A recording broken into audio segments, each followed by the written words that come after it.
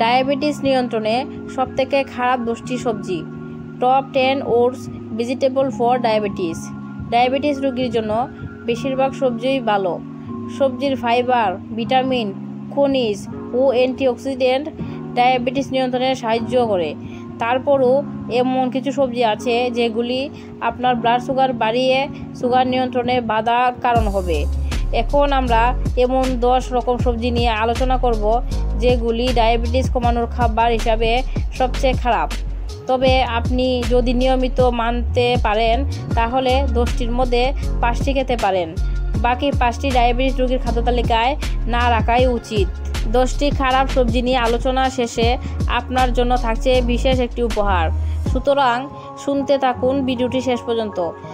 আর আপনি যদি এখনও AC হেলথ ক্যাপশন চ্যানেলটি সাবস্ক্রাইব না করে থাকেন, এখনই সাবস্ক্রাইব করে বেল আইকনটি অন করে দিন, যাতে ডায়াবেটিস কন্ট্রোল নিয়ে নতুন ভিডিও এলে তাকে মিস না করেন। নাম্বার 10, ডায়াবেটিস নিয়ন্ত্রণে খারাপ সবজি কুমড়ো।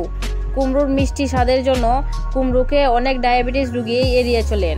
কুমড়োকে আপনি কার্বোহাইড্রেট সমৃদ্ধ সবজি বলতে পারেন। কুমড়োর ক্যালোরির 84% আসে কার্বোহাইড্রেট থেকে। আবার কুমড়োতে ফাইবারের তুলনায় নেট কার্বোহাইড্রেট অনেক বেশি।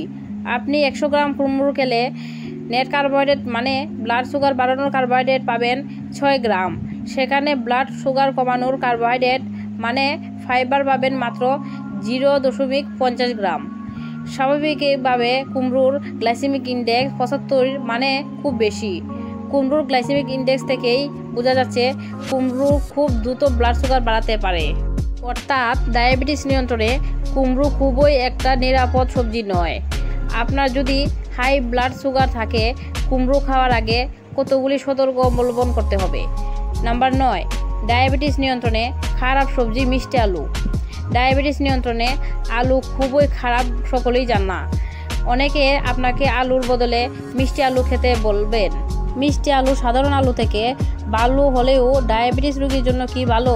মিষ্টি আলুকে ডায়াবেটিস নিয়ন্ত্রণে খারাপ সবজি বলা আমাদের কাছে 2টি কারণ আছে।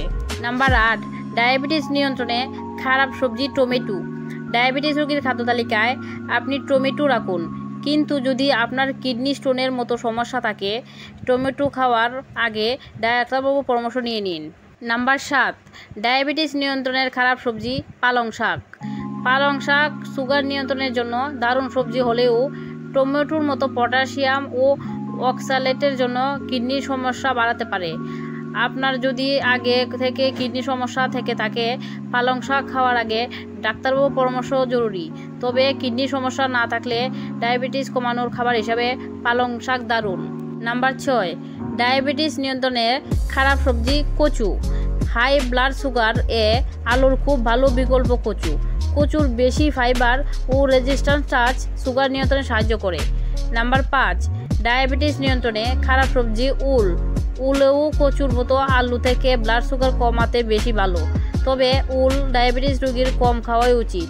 বেশি খেলে ব্লাড সুগার বাড়াবে। উলেও অক্সালেট থাকে, যা কিডনি সমস্যা ভুগছেন তারা উল খাওয়ার আগে ডাক্তারবাবু পরামর্শ নিয়ে নিন। নাম্বার 4, ডায়াবেটিস নিয়ন্ত্রণে খারাপ সবজি কাঁচা মটরশুঁটি। কাঁচা মটরশুঁটিকে বাঙালি সবজি হিসাবে খেয়ে থাকেন।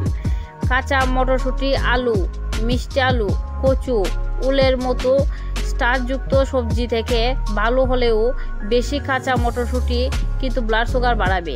তাই নিয়ন্ত্রিত মাত্রায় কাঁচা মটরশুঁটি ডায়াবেটিস কন্ট্রোলে খুব ভালো হলেও বেশি মটরশুঁটি কিন্তু ডায়াবেটিস নিয়ন্ত্রণে খারাপ সবজি। নাম্বার 3, ডায়াবেটিস নিয়ন্ত্রণে খারাপ সবজি জুস। ব্লাড সুগার কমাতে বেশিরভাগ ফল ভালো হলেও কোনো ফলের রসই ভালো নয়, কারণ ফলের রসে ফাইবার থাকে না। একই কারণে বেশিরভাগ সবজি ভালো হলেও সবজির জুস কিন্তু ভালো নয়। সবজির জুস ব্লাড সুগার বাড়াবে, এড়িয়ে চলুন। নাম্বার 2, প্যাকেটজাত সবজি। আজকাল বিভিন্ন সুপার মার্কেটে প্যাকেটজাত সবজি পাওয়া যায়। প্যাকেটজাত সবজিও ডায়াবেটিস রোগীর খাদ্য তালিকায় রাখা যেতে পারে। তবে প্যাকেটজাত সবজি থেকে টাটকা সবজি সবসময় বেশি ভালো। টাটকা সবজিতে আপনি বেশি অ্যান্টিঅক্সিডেন্ট ও ভিটামিন পাবেন, যা ডায়াবেটিস কন্ট্রোলে আপনাকে সাহায্য করবে। নাম্বার 1, ডায়াবেটিস নিয়ন্ত্রণে খারাপ সবজি আলু। আপনি বহুবার শুনেছেন হাই ব্লাড সুগারে আলু খারাপ। আর এটি সত্য। তবে এমন কিছু উপায় আছে যেগুলি অবলম্বন করলে ডায়াবেটিস রোগী আলু খেতে পারবেন। ভিডিওটি আজ এখানে শেষ করলাম। ততক্ষণ ভালো থাকুন, সুস্থ থাকুন। ধন্যবাদ।